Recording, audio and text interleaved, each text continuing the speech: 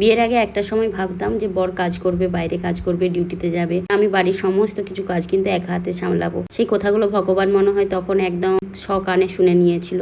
তার জন্য এখন বুঝাচ্ছে যে দেখ তোর স্বপ্ন পূরণ করছি, আর কিভাবে পূরণ হয় শুধু দেখে যা। হ্যাঁ, এখন বুঝতে পারি, হাড়ে হাড়ে টের পাচ্ছিস তখনকার স্বপ্ন মানে কি বলবো, শখ, স্বপ্ন নয়, শখটা মানে এত ভুল ছিল ধারণার বাইরে। যে পরিমাণে এখন বাঁশ খেতে থাকছি প্রত্যেক দিন নিজের কাজ নিয়ে, কি আর বলবো তোমাদেরকে, যেহেতু সমস্ত কিছুটা একা হাতে করতে হয় সেহেতু প্রচুর প্রচুর কষ্ট হয়। হ্যাঁ, প্রত্যেকটা বাড়ির বউকে বাড়ির কাজ করতে হয়, বাড়ির সমস্ত কিছু কিন্তু সামলাতে হয়, কিন্তু বাইরে যে কাজগুলো সেগুলো কিন্তু বেশিরভাগ বউকেই করতে হয় না, খুব কম বউকেই করতে হয়।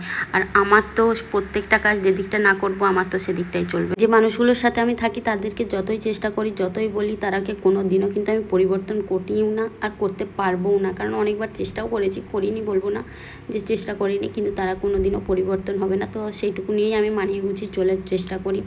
তো নিজের কষ্ট হলেও মাঝে মাঝে হ্যাঁ বরের উপর রাগ দেখায়, তারপর আবার নিজেকেই সান্ত্বনা দিই যে জীবনটা চলতেই হবে এইভাবে, কিছু করার তো নেই। যাই হোক, নিজের রুমটাকে ভালোভাবে পরিষ্কার করে নিলাম, নিজের কেন পুরো উপরের উপরটাকেই আজকে ঝাঁটিয়ে পরিষ্কার করে নিলাম। তারপরে এদিকে দেখো 3 দিনের জামা কাপড় পরে আছে, কারণ এগুলো আমার একদমই ভাঁজ করার সময় হয় না। যে ভাঁজ করার যে সময়টুকু বার করবো সেইটুকুও আমার হয়ে ওঠে না। কারণ আজকে সকালবেলায় হয়েছে এই জন্যই, কারণ আজকে সকালবেলায় ব্যায়াম করিনি। নিজের যে জন্য যে সময়টা বার করি সেই সময়টা যদি আমি না বার করি তাহলে আমার বাড়ির অনেক কিছু কাজ হবে, কিন্তু নিজের জন্যও তো সময় বার করতে হবে, নিজেকেও তো একা হলেও তো ভালো থাকতে হবে, তাই না? কারণ সব কিছুই যদি কম্প্রোমাইজ করতে থাকলাম তাহলে জীবনটাতে আর কি রইলো।